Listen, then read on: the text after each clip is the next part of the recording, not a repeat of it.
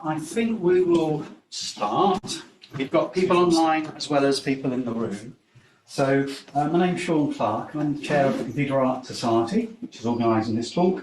And you're in the BCS, hopefully you're aware of that, the BCS offices, British Computer Society. And we're a special interest group of the BCS, which is why we're able to use this space and why we exhibit a lot of work in the area. So we are going to have some time afterwards for those who are physically here to have a glass of wine and whatever. So feel free to look at the artworks. We have 2 exhibitions on at the moment. Peter Hardy is in the offices and Alex May is in the corridor. So I'm very happy that we have a talk from Bronac today, Ferran. Now I'm going to make sure I get these things right. You're happy to be described as an art historian and writer, and I believe you now have a post at Hertfordshire University. Oh, just a research fellow. Research fellow, which is very good news. Your interest is in post-war poetics, and the talk you're giving today is titled Unearthing Digital Binary and Non-Linear Tendencies in Post-War Text in Print. And I've had a little sneak through the slides and I can see there's some fascinating stuff in there, so I'm really looking forward to the talk. So assuming everyone is okay for us to start, everyone online is okay, I think we'll start now. The talk will be around about 45 minutes and there will be time for questions afterwards. I'm going to sit at the back and I can pick up any online questions. For people in the room, just raise your hand and I'm sure you can get all your questions asked. So I am now going to hand over to Bronac. Just have someone else coming in, and I'm very much looking forward to your talk.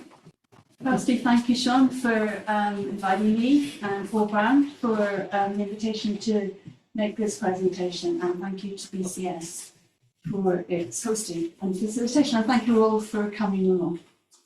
I've got a written text, and I also have quite an extensive slide presentation, so forgive me for any rough edges because it's all work in progress. And if you miss anything, you want any information, just get in touch with me and I'm happy to explain or copy things to you.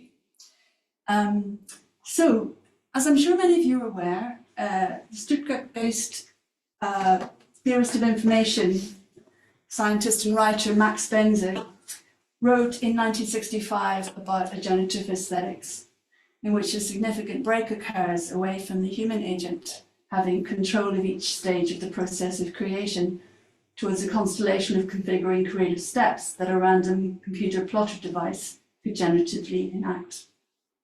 From that point onwards, the concept of computer art was more or less in train.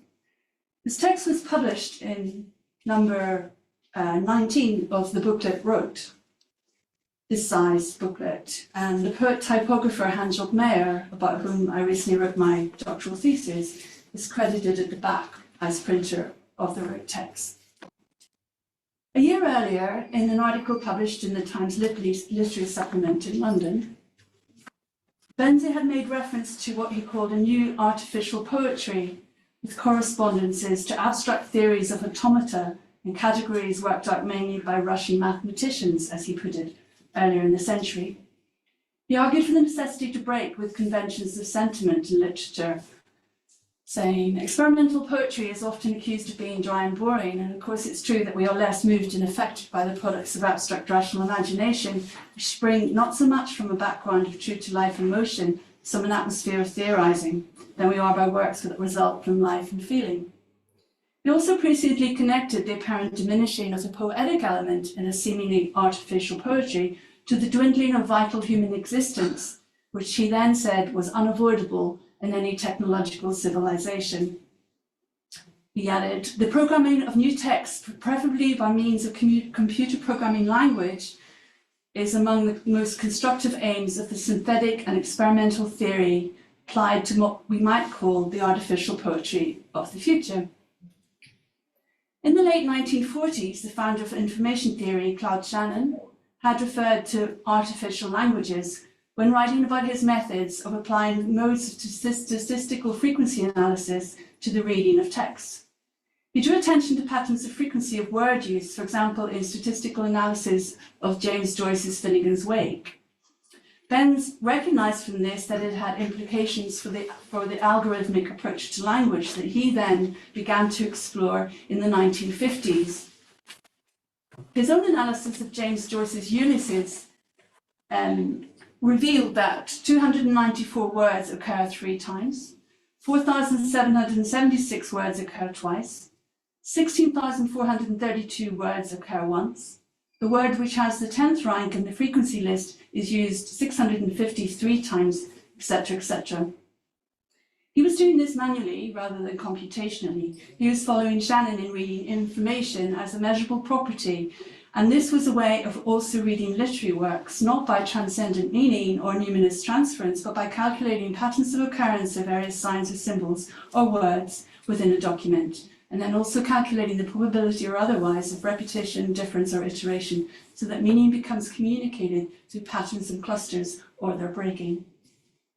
His commitment to the idea that aesthetics realizations were described through statistical quantities of conditions instead of irrational motives of values was also noted by the theoretician Gower, who wrote about this in 1965 and said this was integrally a probabilistic mathematical approach to language. He said that it was possibly raising questions such as, can the mathematical approach per se be literary criticism? Can the mathematical or also the modern logical and also the linguistic approach be literary criticism, without that these criticisms are subordinate to the humanistic patterns through which literary criticism usually functions? Or can a synthesis be found? In the final line of his article, he said, Max Benze has been asking the literary critics of our time a decisive question that has not yet been answered. It's certainly a comment that remains of critical relevance. A progression in Benze's own methodology in 1959, where he shifted from statistical analysis of books to encouraging his students to start to program computers to create interventions in existing corpora, was related to acquisition of a Zeus 22 mainframe computer by the Computing Institute at the Technische Hochschule in Stuttgart.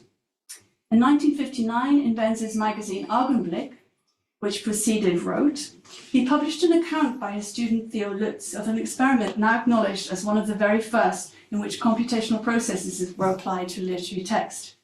Lutz's account referred to how, with help of an entered lexicon and a number of syntactical rules, the computer was able to synthesize and issue texts. This has had a lot of attention in other various commentaries, but they often tend to isolate it from the fact that other works being published by Benz in Augenblick, as we can see in this collection from the magazine, all went alongside works by writers such as Jean Genet, Philippe Jacquetet, Artaud, and others. So what Benzi was doing was making a really important bridge between emerging computation, information, and other forms of experimental literature in the period. In fact, following on from the Lutz text within Augenblick, we see another text called, which was called Stochastica text. We see another text called Wir text, which is for text by Helmut Heisenbüttel, who wasn't using computers, but it's a very similar type of layout. It's all vertical, but you can see spaces between words. Some things are capitalized. And Heisenbüttel was very interested in repetition and in the idea of the text itself, which was an emerging idea at the time, which Benzi saw as different from literature, that literature was something that had an object where the text could flow in and around things, which of course is how we read it today. So what occurred here was a seminal point of convergence in 1959 between a serialist experimental approach to language and the application to computers to literature, where the intervention of a program or set of rules which the computer was programmed to follow include allowing for random outcomes within a set of defined parameters. Both contributions to Augenblick demonstrated qualities of depersonalization based on human selection of specific parameters in the first case, and the second through entirely human processes, while adopting the appearance of being serialist or systematic at some level. What is most interesting is that in both texts, this is the statistical analysis, this is the grammatical reduction, this is the stochastic text. We begin to read patterns of construction of language, honed back into core structural elements, in which we read the gaps, transitions, disjunctions, and conjunctions visually, even if we do not speak the German language. We recognise something is being communicated by replacing recurrence with the size of the letters. We also grow increasingly aware of the situation of punctuation points as signifiers of intervals and transitions in this scenario.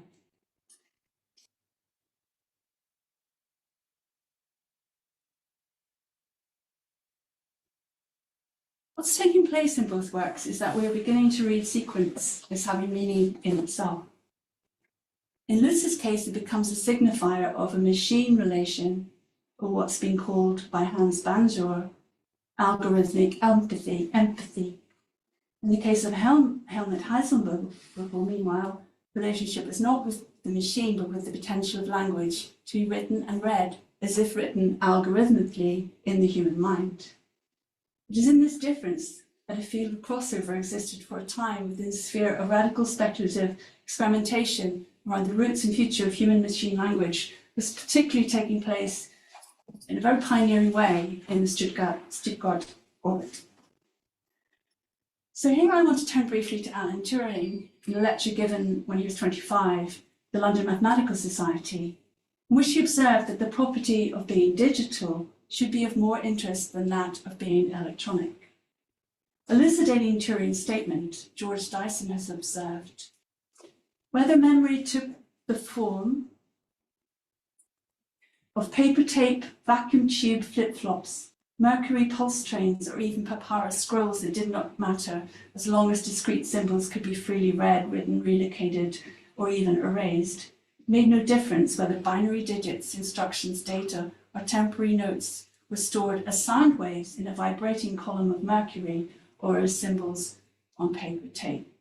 So let's just bear in mind Turing's view that the property of being digital should be of more interest than being electronic. As Dyson observes, what was crucial instead was notational information storage, or a mode of encoding memory of transitions in a sequence over time in a specific space or medium. His commentary reinforces recognition as digital as a functional property that's not medium-specific, despite a synonymous connection having subsequently arisen between electrical circuitry and an accelerated digitization pathway that has grown to dominate multiple spheres of human activity over the last 80 years. For the anthropologist Gregory Bateson, as stated in a useful glossary in his book Mind and Nature in 1970, the signal is digital if there's discontinuity between it and alternative signals from which it must be distinguished. Yes and no are examples of digital signals.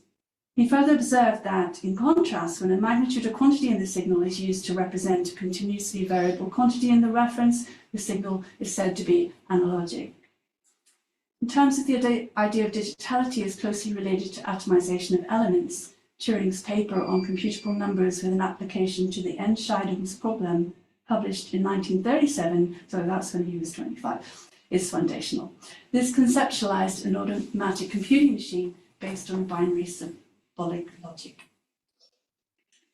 So I'm just going to go a little bit further forward now. I will get to some more exciting concrete poetry in a while, but I'm going to continue with this as a really important background to the type of experimental poetry that emerges slightly later. Significant in the same timeline was a 1953 article by Mandelbrot on the informational theory of the statistical structure of language that drew the attention of Benz and his collaborator in Sao Paulo within the concrete poetry movement that was then emerging in the 1950s, Haroldo de Campos. Within his text, Mandelbrot explored the possibility that linguistic pattern formation was neurally based, and that, I quote, a quite general statistical structure entirely independent of meaning could be shown to be in existence underlying written languages. He posited that this led to a very strong argument, as he put it, in favour of the thesis that language is a message intentionally, if not consciously, produced in order to be decoded word by word in the easiest fashion. This Mandelbrot sought to connect to the living brain's functioning and to the complex reduction within the brain of linguistic inputs to a sequence of multiple encodings or signs. In so doing, Mandelbrot drew on de Saussure's semiological theories developed in the 1910s in Switzerland that, as Mandelbrot noted, had already posited that language was just another means of transmitting information. Mandelbrot diverged from de Souza in applying statistical quantitative information or communication theories to this process of the brain's encoding, and in considering linguistic elements and not only words, informing Mandelbrot's argument that when a message reaches a higher level in the brain's reasoning, it will have been reduced to a choice between a few possibilities. Of vital importance in Mandelbrot's paper is the notion of reducing language or information to a condition of encoding. This view informs a reference he made to a random sequence of concrete entities that the brain processes in what he considers probabilistic processes coming together in contingent relation to prompt further neural responses that might then feed into the communication of language. Writing in 1959, Max Benze cited Mandelbrot's distinction between imitative language that works by analogy and a symbolizing language that is used digitally, concluding that concrete or material texts, serial or stochastic texts, which no longer copy other texts, work very strongly digitally. Benz in turn distinguished between a classical analog language that imitates or represents and a non-classical symbolic language that is used digitally, noting that digital production of aesthetic messages first occurred within visual arts through Cubism, and adding that James Joyce and Gertrude Stein were first, as he put it, to offer examples of the digital generation of the aesthetic message in the text. What Benz was doing was offering a sense of the avant-gardist lineage behind the post-war evolutions of such tendencies in works connected to the speculative processes that he and others were germinating across computational and concrete borders within the Stuttgart context, and indeed that he was publishing initially through Augenblick. Turn now to Sao Paulo and an essay by Haroldo de Campos, who is one of the founders of concrete poetry in 1955 as an international movement, entitled Concrete Poetry, Language, Communication, published in a newspaper in Rio de Janeiro in April 1957, addressed a related terrain. In explanatory note to the chapter, de Campos gave a reference to a 1956 book entitled Non-Verbal Communication, Notes on the Visual Perception of Human Relations, written by a San Francisco-based psychologist named Jürgen Rösch, whose text was accompanied by drawings made by a poet and artist, Waldo Keyes. For de Campos, there were links to be made in relation to Rösch and Keyes' articulation of how recent technological breakthroughs had taken place because mathematicians had broken with Aristotelian logic with its basis in Greek grammar that involved a particular structure, subject-predicate, a dichotomy that they point out is not found in Oriental languages. And the making of the concrete poem seemed relevant as far as de Campos was concerned, having adopted an ideogrammatic form of composition after Ezra Pound with his collaborators and his brother Augusto de Campos and Decio Pignatari from the early 1950s. Writing in an essay, luminously early, called The Open Work of Art in 1955, Haroldo de Campos connected Pound's Cantos poems to the concept of an open structure. Rösch and Keyes had in turn used the term digital codification to apply to the functioning of the phonetic alphabet and the numeric system, noting that information coded through such a system is obviously coded through various combinations of letters of digits. They pointed out that digital codification was a process that deals with discrete step intervals, where no gradual transition exists between any letter of the alphabet or the next, or between any one number in the numerical system and the next. So Haroldo de Campos commented that concrete poetry, by regarding the word as an object, accomplishes the feat of bringing to the domain of poetic communication the virtual possibilities of non-verbal communication. Since a concrete poem communicates its structure, the content charges of the words being manipulated are controlled by the thematic number for the sake of the structure, and for that reason they appeal to the ruder sense of non-verbal understanding. Referring to how logic dispenses with analogic codifications altogether, Rösch and Keyes have drawn attention to the expanding role of nonverbal digital codification. In fact, Rösch is credited with first using the term nonverbal within large-scale computing already in the 50s, adding that words as emergent phenomena, because of their step characteristics, lack the property of adequately representing continua or changes over time. So Roos became a key figure in the articulation of how a concept of digital codification finds visualization in spatial, textual spaces between discrete elements, analogous to intervals, junctures, and transitions that find form in various ways in writing in various media, but are non-verbal in essence. I viewed the non-verbal dimension as being expanded in concrete poetry in a way that became linked to the emergence of non-linear properties of thinking made manifest in the form of the visual sign, as an adaptive space of becoming that was relationally based in its configuration. What then becomes manifest in multiple examples of material, serial, and concrete poetics of this period is a breaking down of the traditionally analogic, linear, and vertical surface of poetic form into spatially distributed bits and elements that might still be semantic, but were often, particularly within German language works in the 1950s, tending towards being alphanumerical and based on particles of language. What we're seeing is a metalinguistic turn in post-war German language, concrete, which doesn't happen in the same way in other countries. Certainly in Brazilian poetry, there was a retention of the semantic, but the phonetic was used, the phonemes were used as the digital term, whereas in post-war German work, including Hans-Georg Mayer's work, which I'll speak quite soon, there's definitely a semiotic turn, and that very much came from Max Benze, and it came from a sort of sense that some of the poets like Franz Mohn articulated that German was a contaminated language and they wanted to destroy it, break it open, and often used typography to do that. So you get a decompositional heightening, which built on earlier modernist activities in Dadaism, Kutch Rivers, etc. You also get the foregrounding of individual letters.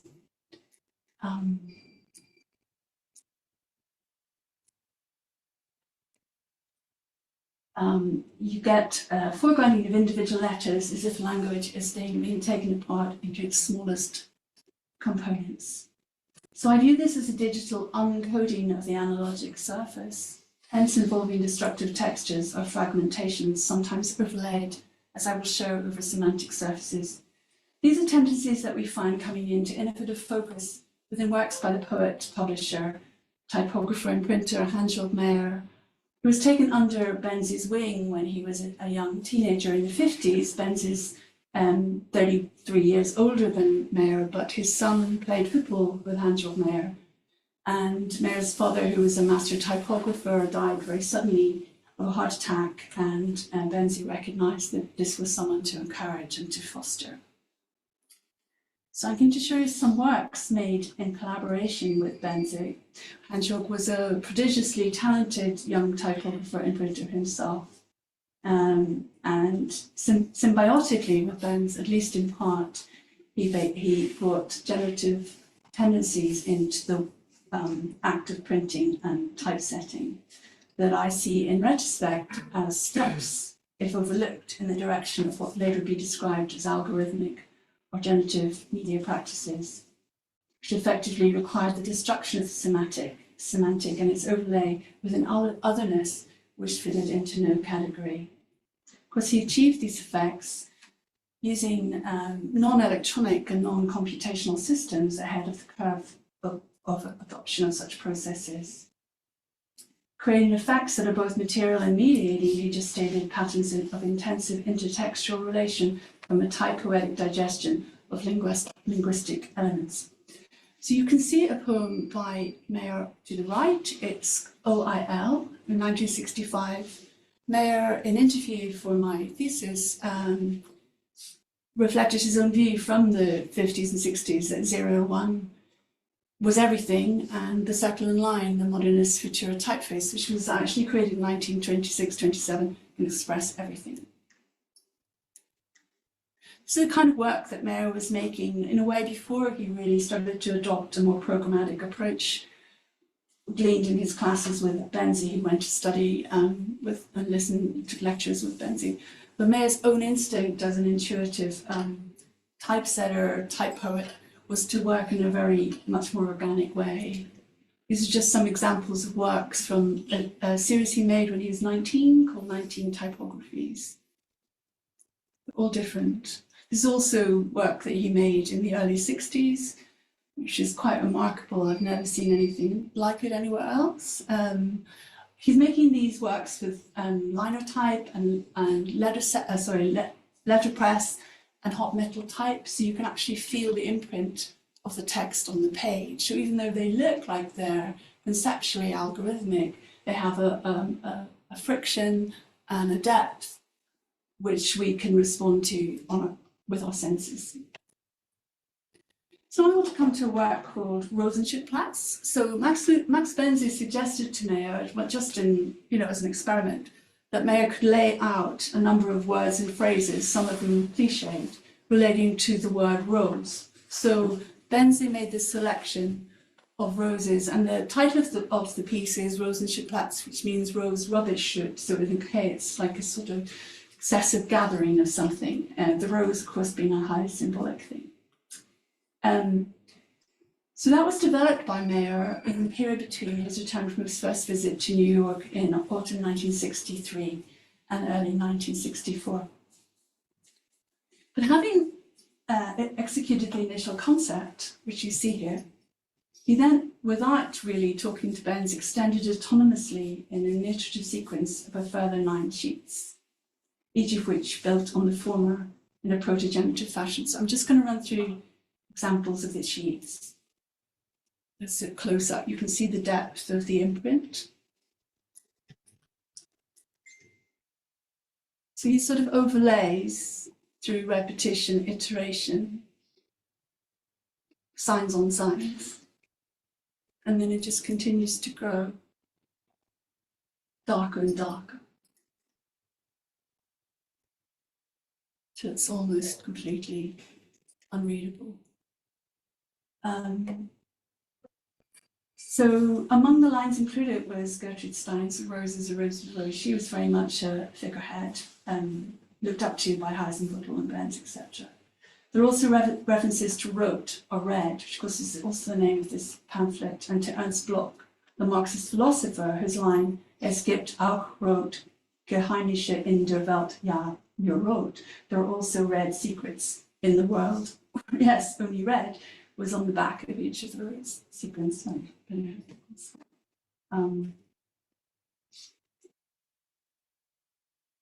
Trying to deconstruct it, but it's haven't seen this kind of effect anywhere else in print.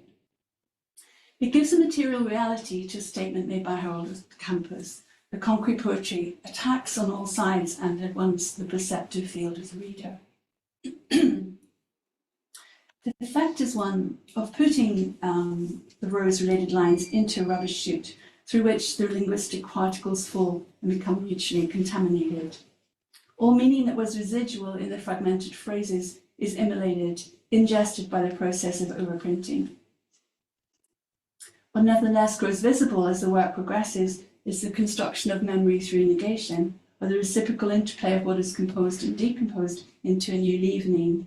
In essence, we view, almost as a real-time happening, a dissolution of relations of rose references shifted out of all historical context into a mutually contaminating heap. It becomes in many ways a consummately open work in its remixing of disassociated phrases from various other works, restructuring these towards a generative frequency across multiple pages. What Mayer's doing is going beyond the frequency analysis that Benzi had already begun, which was, a vertical statistical approach towards display of lines as a multilinear field and into non-linear texture. One can visually measure, as if holding in mind an after image of the previous stage of the work's development as you go through the different pages. So it becomes a display of temporal emergence made visible using hot metal type and letterpress. The forcefulness and depth of imprint cascading over a sequence of pages stimulates a sense of sentient effect. In this sense, we feel we're generatively moving in time-based fashion, revisiting a process of cumulative destruction. Some of what Mayer did, Benzi found too chaotic. he was very interested in order, and information was about order. He was also interested, though, in deformation, but he wasn't. He liked this a lot because it was, in a sense, algorithmic. You know, Mayer could have repeated this, whereas other works that Mayer did were not repeatable in the same way.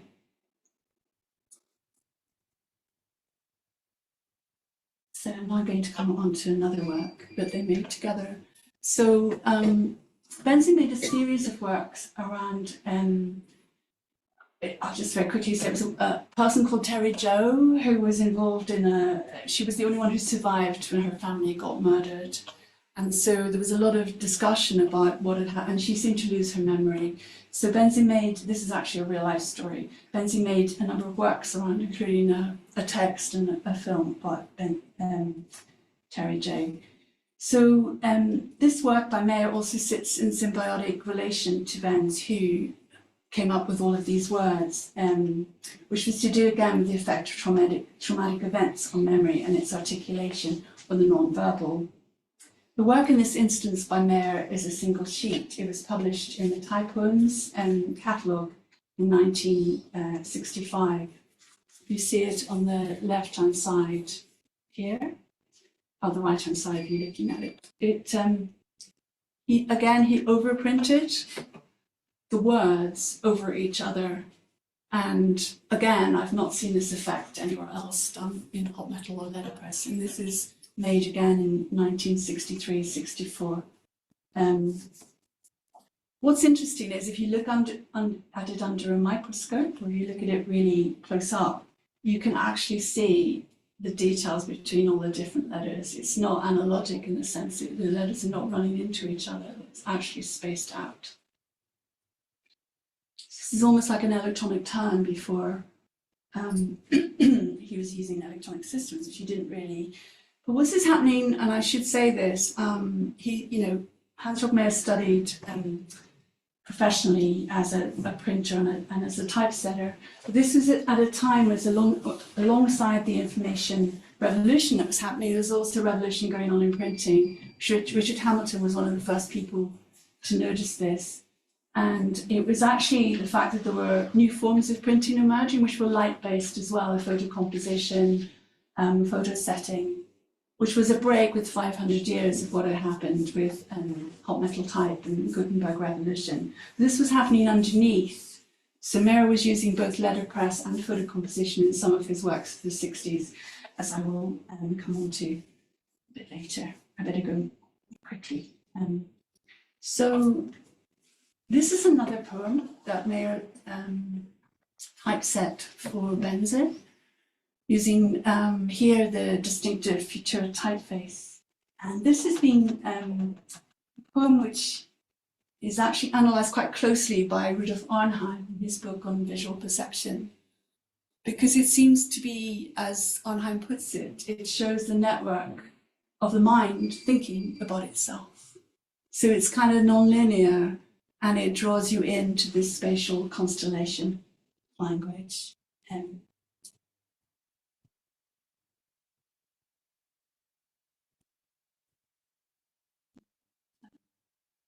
So, come back to what Arnheim said. I've already shown you, but this is one of Mayer's own best works. The interesting thing about this is it's also a word. It's OIL, oil, and he's using 26 characters in each case of OIL, which also pertains to the alphabet. So for Mayer, the system of signs that he used were often lines, letters, numbers, and signs, but it's often alphabetic to do with the number 26. And this is a work that Mayer typeset for Wolfgang Schmidt, who was another German poet and filmmaker and artist. Here you see the futura typeface being taken apart into bits and elements. Again, that's letterpress.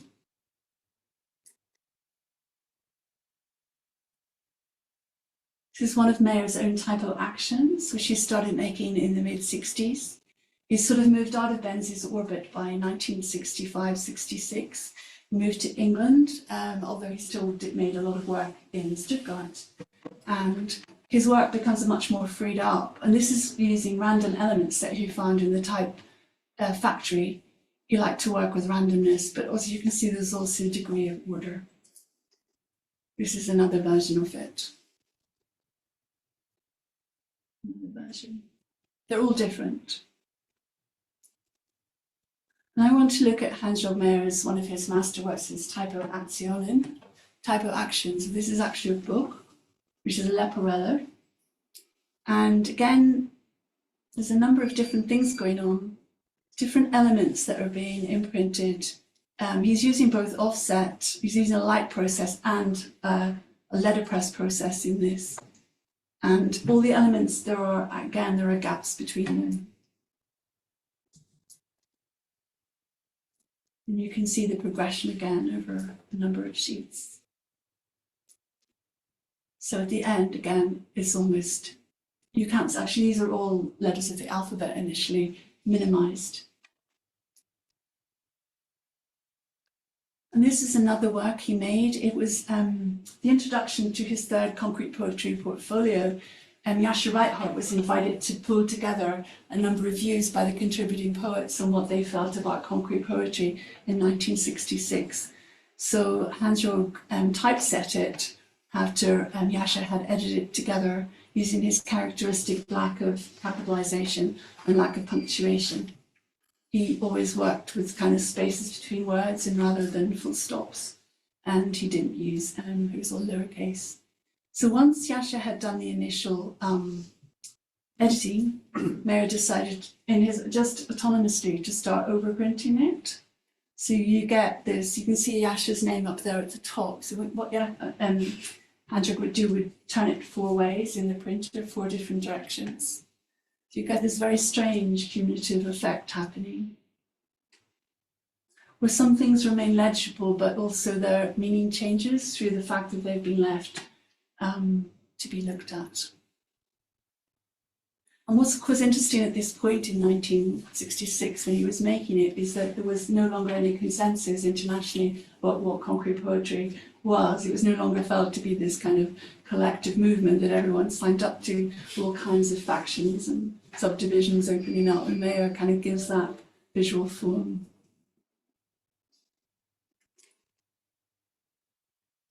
People saying I prefer to say suprematism, I prefer, you know. And one of the lines that became transparently visible is Kevin McCarthy considers his poems to be post-concrete. It was exactly the moment when post-concrete was starting to come through the concrete, and Mayer again gives that a kind of a manifestation. Who knows whether it was random or otherwise, but it is actually quite an interesting signifier. And then you end up almost with this organic habitat emerging from this process of overprinting. Again, I've not seen anyone else do this. Mayer did work closely at the end of the 60s onwards with Tom Phillips. I'm sure some of you have seen his movement. And he made actually the first version of the movement and various other versions. And you can see this sort of correspondence here.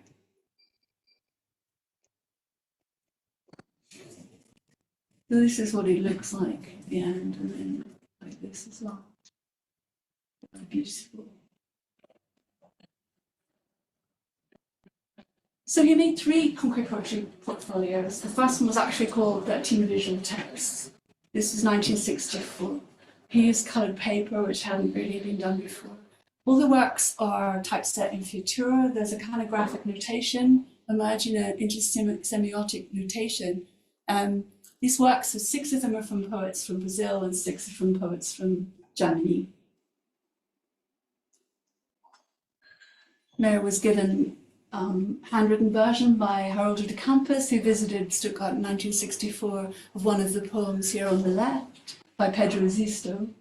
And then it becomes this when he lays it out slightly asymmetrically. It's almost like a format is emerging before formats really were, in existence. And then one of the poems that he typeset in that same portfolio had already been made using Futura typeface, already published in 1955. This is a work by Augusto de Campos. You actually can see the word digital in this 3rd line down. He was actually talking, it's a work called Leisure Fingers, so he was actually talking about fingers. It is a very interesting work because the campus was modelling it on Webern and on sort of Klangfarben music from the teens and 20s. And again, it was meant to be, you know, there's music, there's a cadence behind it. It's Brazilian work is actually opens up to being spoken and being read as well. And then what Mayer did without telling the Augusta campus was, well, actually, he made a version like this, which was part of the portfolio. And then he autonomously overprinted it, achieving some amazing effects, but not inking it, only inking it once. And I actually showed this to Augusta campus for the first time last year, even though it was made back in 1964. And the campus loved it because a lot of the Brazilian approach was about openness, intertextuality, and also making works in different versions. I haven't time to show you all the different versions that were made, but that was part of the whole ethos of concrete poetry from the beginning. Some people think again that that's just come around with digital electronic media, but actually reversioning and reformatting and typing things or setting things out slightly differently was there right from the outset. His other works within Concrete Poetry International is like the high point. Concrete Poetry, really, 1965. And Benzi did the introduction. One of the things he said in it, I'll let you read that.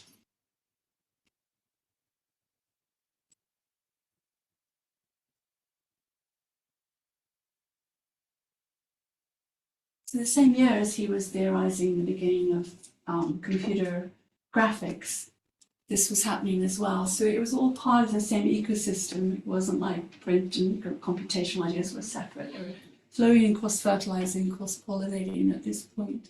It's also the same year that Yasha Wright organized Between Poetry and Painting here in London. And Hans-Jörg Mayer was in it, and Max Benz visited, and that's where Mayer introduced Reichardt to Max Benz, which led to cybernetic serendipity. So it was all interconnected and relational in a kind of networked sense, as ever. It's another poem that Hans-Jörg published in the second portfolio. It's by Carlo Belloli, who was one of the very first people to use mathematical signs in poetry in Italy in the 1940s, and he preferred the term visual poetry. It's a very fine example of this sort of historical shift towards numbers. And let's not forget that computer language, including things like punctuation or signs, were really being introduced around this time, the late 50s and the 60s. They didn't exist. People had to find ways to communicate semiotically around the world. Then Hans-Jörg Mayer introduced a series called Futura. I'm going to go through this very quickly and I don't have much time. So Futura was, it looks like this. This is one, this features the work of Frieda Naka, who Mayer knew in Stuttgart. It's called Computer Graphic. And so Frieda Naka was delighted when Hans-Jörg approached him and asked him, would you like to make a Futura? Got very hands-on. Frieda was very, good at technical stuff. Anyway, Hans-Jörg showed Frieda how offset printing worked. So this is an example of all things being brought together for offset and random computer drawing, with a lovely text by Frieda Naka explaining how things were really kicking off during that year. He wrote it in '66, and he describes how suddenly everyone seemed to be interested in what he was doing. As most of you will know, he's a major pioneer of computer art. This is another Futura, Max Benz's. It's more sort of kind of Ben's style. It actually doesn't dispense with words and shape. It has actually a relationship to Rio de Janeiro and the Sugarloaf Mountain. This is Naka's computer graphic. Hans-Jörg also did a major portfolio with Naka, which has got within it the actual program that Frieda Naka used. And then it's got an introduction that Frieda wrote, which is letterpress, which is hot metal set. So you have all those things all coming together in this portfolio, which is matrix and multiplying matrices. That's something to history books. So this is the kind of thing that is in that portfolio. Very beautiful. And Frida created his own font for the lines along the bottom. Another poet in the Futura series was Edwin Morgan, major Scottish-based poet. And he was, as you see, he spotted that there was a big connection between concrete poetry and development of computers long before other people did. And Hans-Jörg's Futura with Morgan's a very interesting example of a proper poet trying to also be semiotic. So Morgan's work's called Emergent Poems, and he still wanted the last line to be the most meaningful line, but to get to it, you get this sort of breaking up of language. There's 6 different works within it. So you get the vertical flow as well as this sort of tent. And then one of the last Futuras was from Peter Schmidt, who was also involved very much with cybernetic serendipity. I love this work because it has an explanation which talks, I think you can probably read it here. I hope you can. The print was realized in 1967 using an arithmetical program which approximates to the idea and handset in 10-point letterpress border material. The shuffling of the units within the subsections used was done manually and is imperfect. So you have this wonderful sort of point in this period where things are being tried out in the spirit of experimental literature, really, and all being housed within this Futura series, which was not being called concrete poetry, it's called experimental literature, typography and graphic design. And so Mayer kind of brought a number of things into it. So I'll just very quickly show you a few of his other works. This is based on language again, but it's him sort of shuffling things along. This is not a well-known work, but it is rather stunning. And he was also extremely adept at laying things out with lots of space between them. This is from a portfolio called Alphabet Square. He did a lot of alphabet squares. And he also did things like this, which are just lines on paper from the 60s. And I'm happy to say that recently, this is Hans-Jörg, he would be here tonight. He lives in North London, but there's illness in his family. He very kindly gave me access to his personal collection to do my excavation over the last few years. And he expressed, the only thing he ever said he wanted to make again were a series of works with holes in him, because he actually, the Tate National Collection acquired over 200 of his works about a decade ago.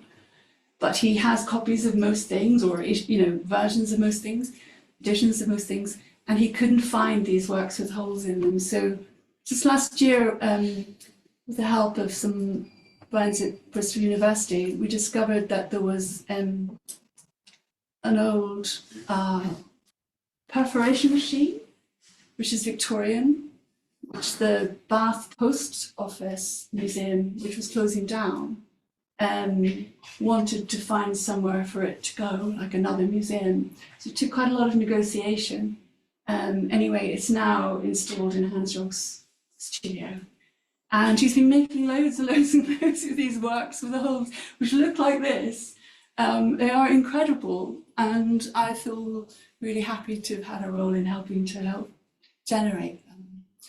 We hope to do an exhibition of them at some point, if anyone can think of an appropriate space. The question is, how do you hang them? Because he's done them on really fine Japanese paper that he's had since the 60s. They really are stunning. He's also collected the pieces of, we don't even know what the name is, that falls down between, like sprinkles that fall down behind the machine, and just laid them out in paper. This is, to me, the essence of temporality, but it is still there and it can be photographed. And I just wanted to finish with the book that I was able to write, lucky enough to write, about Hans-Jörg in 2017, which has got a list of all his works from the early 60s to the present at that point. and that was published by Walter Koenig. So I'm going to end there. I'm sorry that was a bit of a romp through a lot of things, but thank you very, very much for listening, both here in the room and everywhere else. Yeah.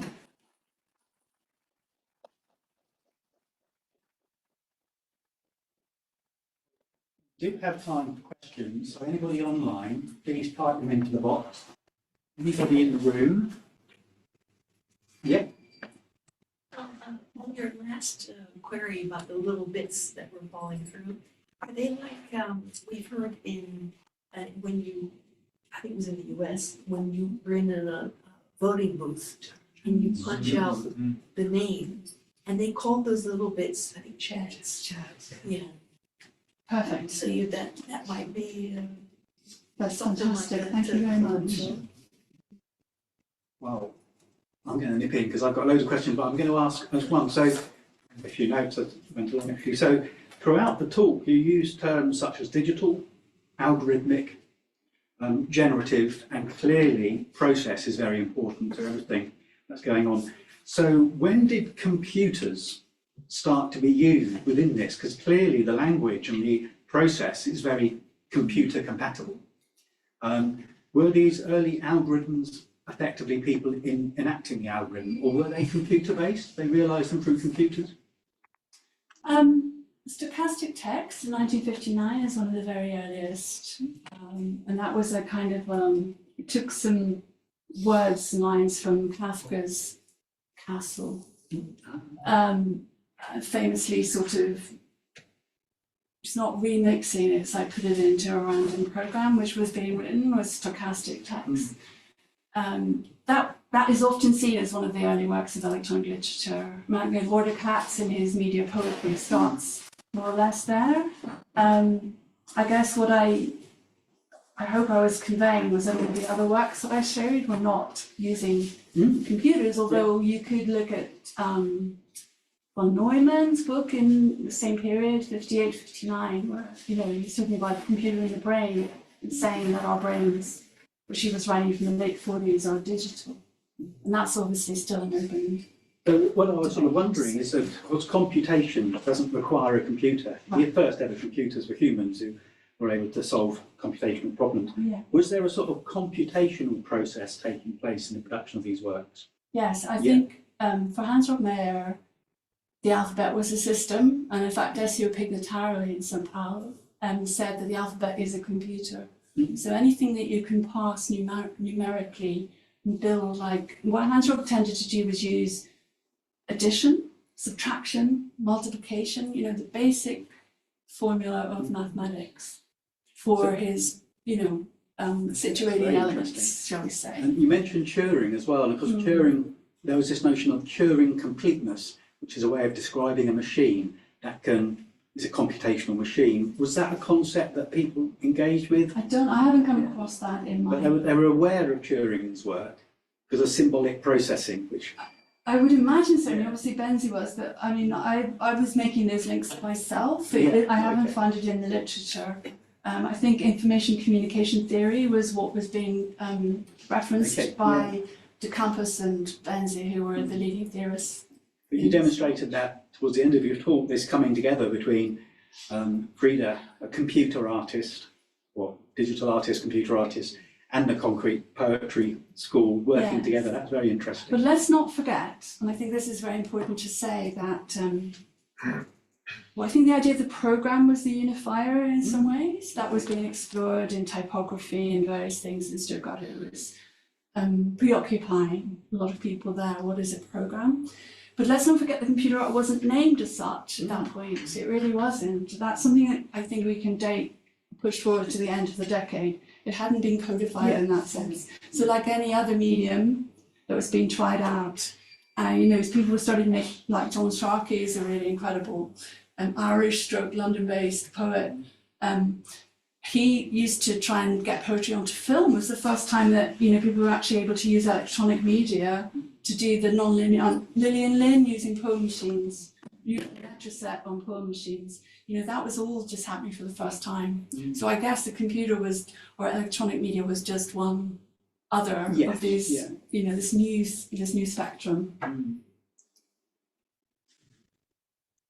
Any other particular questions? Yeah, sure. Yeah, my point is one that I'm gonna repeat as one that you've made before in a previous gathering of this, where is his art similar to others where the component parts and the materials that one is working with is in effect shaping what the end product is, rather than say, oh, I'm gonna paint a picture of a flower, you know, however that might be, but instead you know, because you mentioned the metal type, the very physical aspects Absolutely. that were in there, and so Yeah. the materials, if you can call it that, Yeah. is kind of provides the source of the inspiration. And this was mentioned before, I think, with AI. There was a talk here last year or so where the materials of data sets, the pictures and images of data sets was then replicated in an artistic way as here's a piece of work. So that the component of AI, bits and bottles and data sets is a material. Absolutely. So language was in this respect a material. And what I did in my PhD thesis was argue that what Mayer was doing was a form of media poetry. And like a And he is- collage almost of different No, media. he is the medium. He is the interface with the machine. And the works that he makes could not have been made in any other form because they're drawing directly on the machine and on the type. He's actually using typefaces as his language. And if you look back at John Guillory, is a wonderful media theorist or cultural theorist. He says that media art started back in, the 16th century. So any work that's using technology as a technological aesthetic in a way, doing something with a medium where it is informing what is made. So McLuhan, for all his, wonderful insights, I don't think he got it right because a lot of what was happening around print during the period where McLuhan was saying it was sort of dying away was actually not. There was the 1960s, things that were being printed often using offset and, the whole sort of flowering of new magazines and everything was because print was, it's an evolving medium and continues to evolve to today as well. I think the relationship with technology is always symbiotic. The technology and the artist or the creator are working, almost like working together in a loop. You externalise something which then triggers other ideas in the artist. We've got a few things online. I think some little sort of complex poem or variations on the word thanks.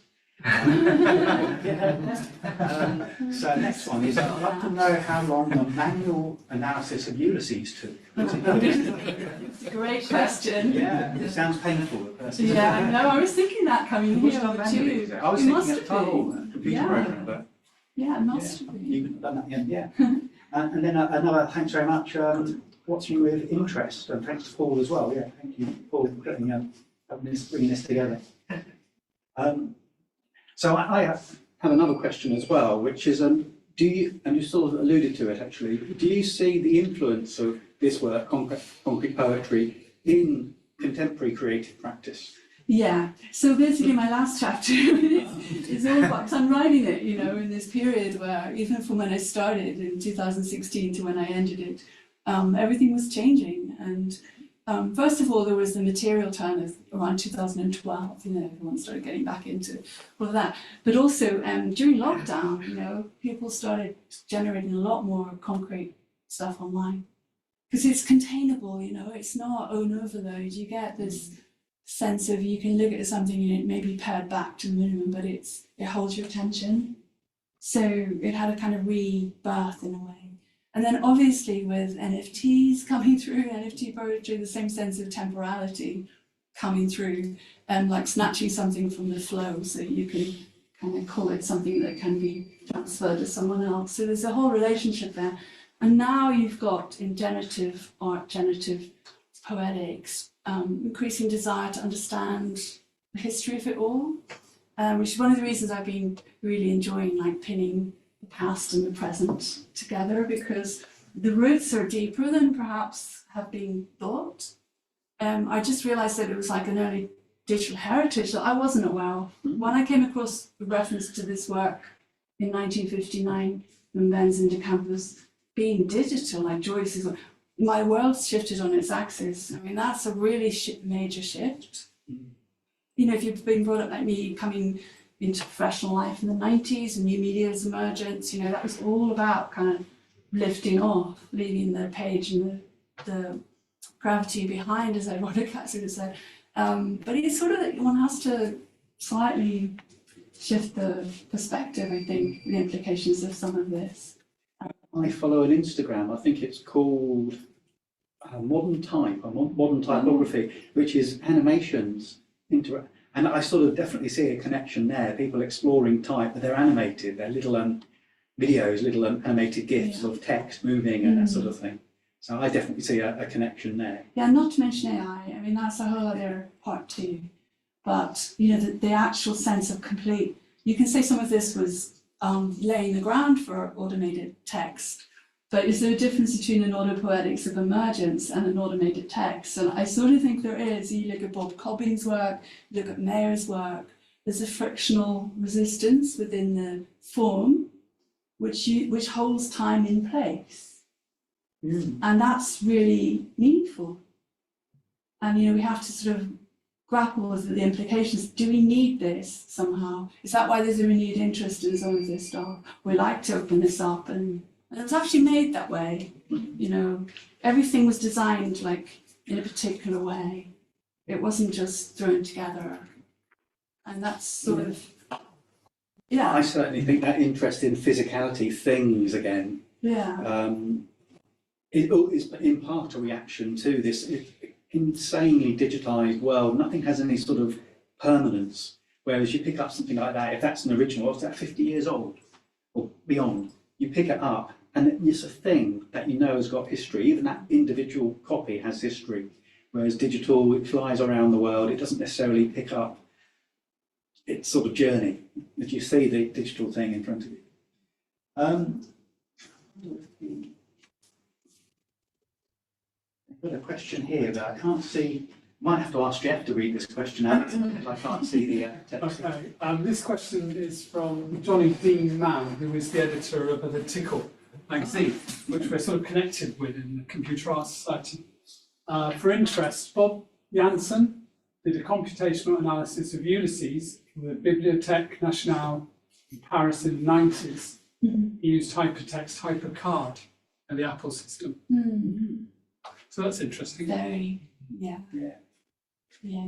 Another thing worth saying is that, you know, people have said that pointillism in visual art was a very early digital technique. And I think Benzie was saying the same thing as Brian Dyson said about when he created cut-ups in the late 50s, that literature was 50 years behind what had happened in visual arts. Interesting. So it has gone 8, and for those of us in the room, there is some wine available.